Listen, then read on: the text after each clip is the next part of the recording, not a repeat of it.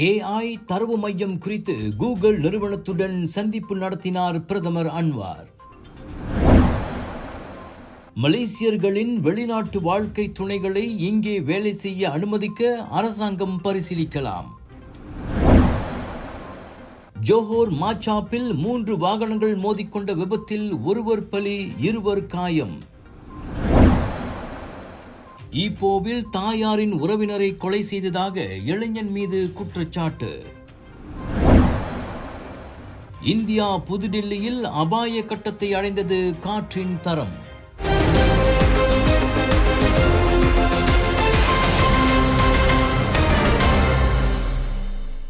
Latin அமெரிக்க நாடான பெரு தலைநகர் லீமா சென்றுள்ள பிரதமர் டத்தோஸ்ரீ அன்வார் இப்ராஹிம் அங்கு தொழில்நுட்ப ஜாம்பவான் நிறுவனமான கூகுளுடன் சந்திப்பு நடத்தியுள்ளார்.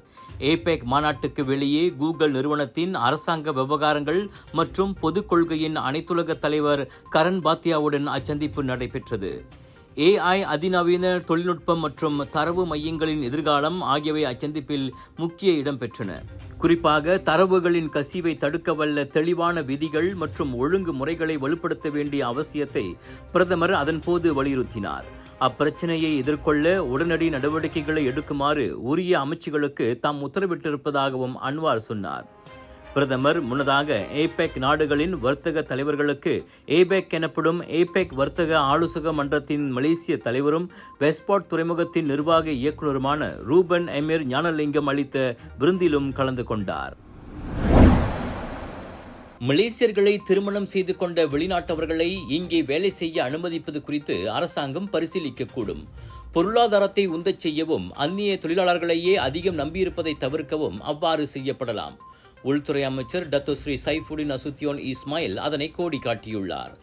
நடப்பில் நீண்டகால சமூக பயண அனுமதியை வைத்துள்ள வெளிநாட்டு வாழ்க்கை துணைவியர் வேலை விசா இல்லாமல் இங்கு வேலை செய்யவோ வியாபாரம் செய்யவோ அனுமதிக்கப்படுகிறது. என்றாலும் கண்மூடித்தனமாக அந்த அனுமதி வழங்கப்படுவதில்லை. விண்ணப்பதாரர்கள் குறிப்பிட்ட சில விதிமுறைகளை கட்டாயம் பூர்த்தி செய்ய வேண்டியிருப்பதை அமைச்சர் சுட்டிக்காட்டினார்.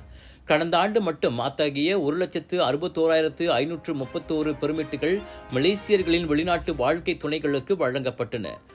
நாட்டிலுள்ள வெளிநாட்டு வாழ்க்கை துணைவியர் தொடர்பான கொள்கையை அரசாங்கம் மறு ஆய்வு செய்யுமா என மக்களவையில் கேட்கப்பட்ட கேள்விக்கு சைஃபுடின் பதிலளித்தார். நீண்டகால சமூக பயண பெர்மிட்டுகள் வெளிநாட்டு வாழ்க்கை துணைவியர் குறிப்பிட்ட வேலைகளை மட்டுமே தேர்ந்தெடுக்க முடியும் என்ற சில கட்டுப்பாடுகளை கொண்டிருப்பதாக ஃபேமிலி ஃப்ரான்டியர்ஸ் எனும் அரசு சாரா அமைப்பொன்று அண்மையில் கூறியிருந்ததும் குறிப்பிடத்தக்கது.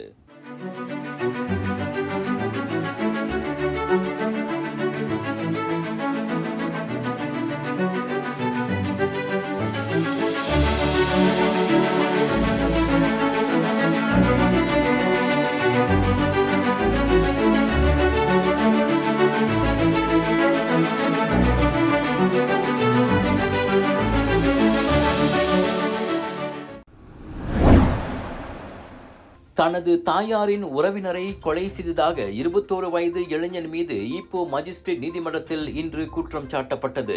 கடந்த வாரம் தாமான் புத்ரி லிண்டோங்கான் பின்தாங்கில் உள்ள வீடொன்றில் வேலையில்லாத நபரான லீ ஹவு யி என்பவன் இக்குற்றத்தை புரிந்ததாக மஜிஸ்ட்ரேட் சித்தி நோராஷாரி முன்னிலையில் குற்றம் சாட்டப்பட்டது. கொலை குற்றச்சாட்டு உயர் நீதிமன்றத்தின் அதிகாரத்திற்கு உட்பட்டதாக இருப்பதால் லீயிடம் வாக்குமூலம் எதுவும் பதிவு செய்யப்படவில்லை. நவம்பர் 6ஆம் தேதி அதிகாலை 1 மணிக்கும் நவம்பர் 10ஆம் தேதி காலை மணி 8:25க்கும் இடையே 54 வயது லியூ ஹியூ திங் என்ற மாதுவை லீ கொலை செய்ததாக குற்றப்பத்திரிகையில் தெரிவிக்கப்பட்டது. குற்றவாளி என நிரூபிக்கப்பட்டால் மரண தண்டனை அல்லது 30 முதல் 40 ஆண்டு சிறை தண்டனை விதிக்கப்படும்.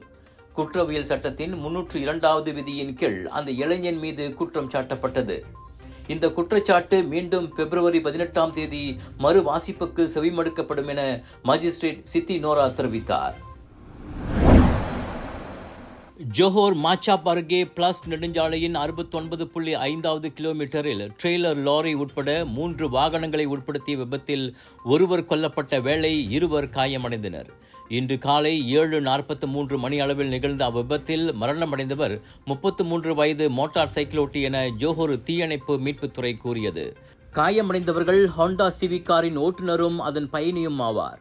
அதில் பயணியை அங்கிருந்த பொதுமக்கள் மருத்துவமனைக்கு அனுப்பி வைத்த நிலையில் காரின் இடிபாடுகளில் சிக்கிக்கொண்ட ஓட்டுநரை தீயணைப்பு குழுவினர் சிறப்பு கருவிகளின் உதவியுடன் வெளியே மீட்டனர். எனினும் வோல்வோ ரக ட்ரெய்லர் லாரியின் ஓட்டுநர் காயமின்றி உயிர் தப்பினார். விபத்துக்கான காரணம் இன்னமும் விசாரணையில் உள்ளது.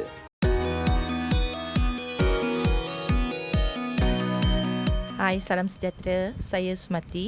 Ni Encik Paciapan, pemilik perniagaan Tanishka Tailoring. Kami mempunyai experience selama 27 tahun dalam bidang menjual pakaian dan menjahit pakaian. Ini semua pakaian tradisional orang India lah. Lepas kami mendengar pasal brief ini, kami pergi ke Bank Rakyat dekat kawasan Masai. Kami minta penerangan lah. Lepas saya dengar, saya lebih confident. So dia orang beritahu dengan step by step. So dia orang ajar kita. Lepas tu saya submit borang. Tak berapa lama, bukan lama sangat. 10 hari permohonan saya diluluskan. Saya dapat pembiayaan daripada Bank Rakyat. Profit rate dia sangat rendah. Untuk peniaga-peniaga kecil macam saya ni, lebih sesuai, lebih senang untuk memajukan saya punya perniagaan. Saya perlukan brief ini.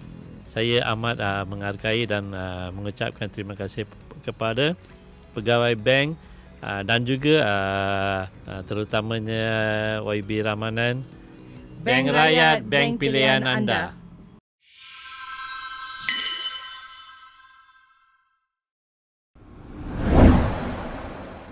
கடந்த சில நாட்களாகவே அடர்த்தியான புகை மூட்டம் சூழ்ந்து காணப்பட்ட இந்திய தலைநகர் புதுடில்லியில் வியாழக்கிழமையன்று காற்றின் தரம் படுமோசமாக வீழ்ச்சி கண்டது. API எனப்படும் காற்று தூய்மைக்கேட்டு குறியீடு நேற்று 424 என்ற அபாய அளவை எட்டியதாக டெல்லி வானிலை மற்றும் காற்று தர எச்சரிக்கை தரப்பு கூறியது. 201 முதல் 300 வரையிலான API குறியீடு ஆரோக்கியமற்ற காற்றின் தரத்தை குறிக்கும். 301 முதல் 400 வரையிலான குறியீடு மிகவும் ஆரோக்கியமற்றதாகவும் 401 முதல் 500 வரையிலான குறியீடு அபாயகரமானதாகவும் பொருள்படும். காற்றின் தரம் அபாயகரமான அளவை எட்டும் போது மக்களின் ஆரோக்கியத்தை அது பாதிக்கலாம் என சுகாதார நிபுணர்கள் எச்சரித்துள்ளனர். புதுடில்லியில் இந்த காற்று தூய்மைக்கேட்டு பிரச்சினை ஒரு முடிவில்லாமல் போய்கொண்டிருக்கிறது. குறிப்பாக குளிர்காலத்தில் அருகாமையிலுள்ள விவசாயிகள் விவசாய கழிவுகளை போட்டு எரிப்பதை வழக்கமாக வைத்துள்ளனர். இது ஏற்கனவே நிலக்கரி ஆலைகளிலிருந்து வெளியேறும் கரும்புகை தொழிற்சாலைகளில் கக்கும் புகைகளுடன் சேர்ந்து காற்றின் தரத்தை மோசமாக்கி விடுகிறது. உங்கள் சிறந்த ஆரோக்கியத்திற்கு அளவான எண்ணெயுடன் சிறந்த முறையில் தயாரிக்கப்பட்ட சைவம் அசைவத்திற்கும் பொருந்தும் சூப்பர் ஊறுகாய், பச்சை கொடி சிவப்பு மீன் சின்னம் கொண்ட ஸ்ரீ மீனாட்சி ஊறுகாய்.